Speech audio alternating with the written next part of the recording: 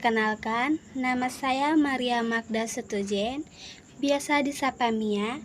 Saya dari kelas MIPA 1. Jadi, di kesempatan kali ini, saya akan membahas tentang HIV/AIDS yang merangkum tentang 1. Pengertian, 2. Penyebab, 3. Ciri-ciri atau gejala, 4. Bagaimana cara penularannya, 5. Bagaimana kita bisa terhindar dari HIV/AIDS, dan yang terakhir, bagaimana pengobatan HIV/AIDS. Yang pertama, kita masuk pada pengertian HIV/AIDS. Apakah HIV/AIDS itu? AIDS adalah kumpulan gejala akibat menurunnya sistem kekebalan tubuh yang terjadi karena seseorang terinfeksi virus HIV. Sedangkan HIV sendiri tidak dapat mengatasi serbuan infeksi penyakit lain karena sistem kekebalan tubuhnya menurun terus-menerus secara drastis. Yang kedua, kita masuk pada penyebab HIV/AIDS. Apa saja sih penyebabnya? Yang pertama, sering bergonta-ganti pasangan.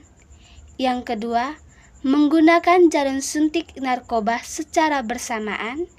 Yang ketiga, berhubungan seks tanpa kondom atau berbagai jarum yang... Oh ya teman-teman, di sini saya tidak sekedar menjelaskan saja loh, tetapi saya akan menunjukkan video penjelasan tentang HIV/AIDS yang dimana video ini akan menjelaskan secara detail dan terperinci.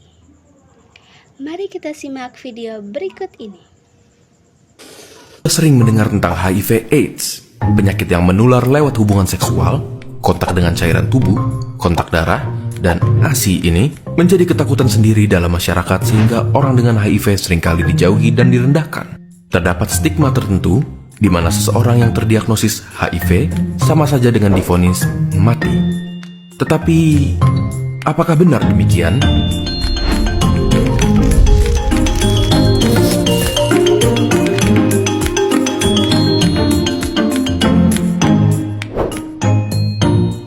HIV bekerja dengan melemahkan sistem kekebalan tubuh. Virus ini bekerja perlahan dan sulit untuk mendeteksi gejala awalnya, dan hanya dapat diketahui dengan tes laboratorium pada tahap awalnya. Semula, gejala yang hanya berupa demam, keringat malam, sariawan, dan dapat dibilang seperti gejala flu, merupakan fase pertama dari infeksi HIV. Pada fase kedua, virus berkembang biak secara perlahan tanpa memberikan gejala sama sekali. Rata-rata infeksi HIV berkembang menjadi AIDS, Acquired Immunodeficiency Syndrome, yaitu fase ketiga di mana kekebalan tubuh sangatlah lemah sehingga kuman yang ada di sekitar kita dapat dengan mudah masuk ke tubuh tanpa perlawanan yang berarti. AIDS rata-rata terjadi setelah 10 tahun terinfeksi HIV. Lalu, apa yang bisa kita lakukan untuk mengatasinya? Obat antiretroviral sebagai pengobatan HIV tidak menyembuhkan penderita, namun mencegah pertumbuhan virus dalam tubuh. Dengan terkontrolnya jumlah virus, maka sistem kekebalan tubuh akan terlindungi dan menghindari perkembangan HIV menjadi AIDS. Sejak adanya obat ini, harapan hidup penderita HIV dapat menjadi sama dengan orang normal jika mereka terdiagnosis tepat waktu, serta mengikuti pengobatan dan kontrol yang teratur.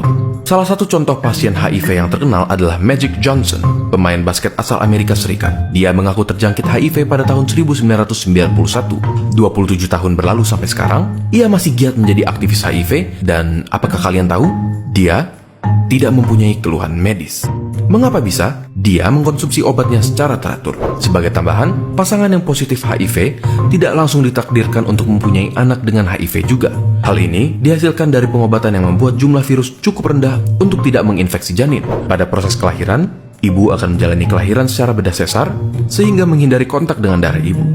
Setelah itu, bayi yang baru lahir akan diberikan antiretroviral therapy untuk mencegah kemungkinan virus yang masuk saat kelahiran. Hasilnya, dalam situasi seperti ini, kesempatan bayi untuk tertular HIV dari orang tuanya diperkirakan kurang dari 1 dari 100. Memang kesetiaan berobat adalah kunci untuk menghindari perkembangan infeksi HIV menjadi AIDS. Tetapi, stigma sosial yang ada menghalangi keberanian penderita untuk datang berobat rutin. Mungkin hal ini dapat diubah dari masing-masing diri kita sendiri. Memberikan dukungan dapat merubah begitu banyak kehidupan para penderita HIV untuk berani berobat dan menjalani hidup yang lebih baik. Setelah mendengar ini, apakah menurut kalian ada harapan untuk Nah, bagaimana teman-teman? Asik kan dengan videonya? Jadi teman-teman di sini sudah mulai paham tentang HIV/AIDS.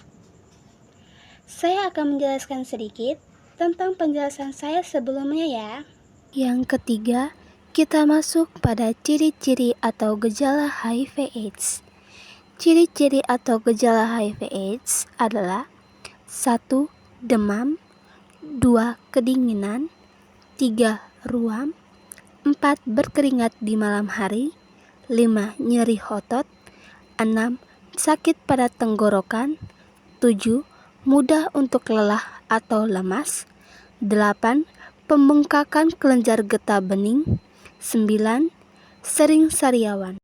Yang keempat, kita masuk pada bagaimana cara penularannya.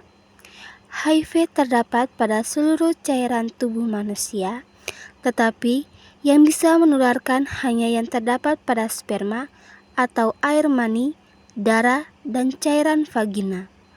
Dengan demikian, ada beberapa penularannya seperti 1.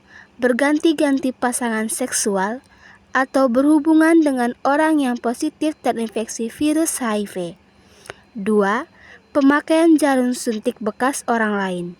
Ketiga, menerima transfusi darah.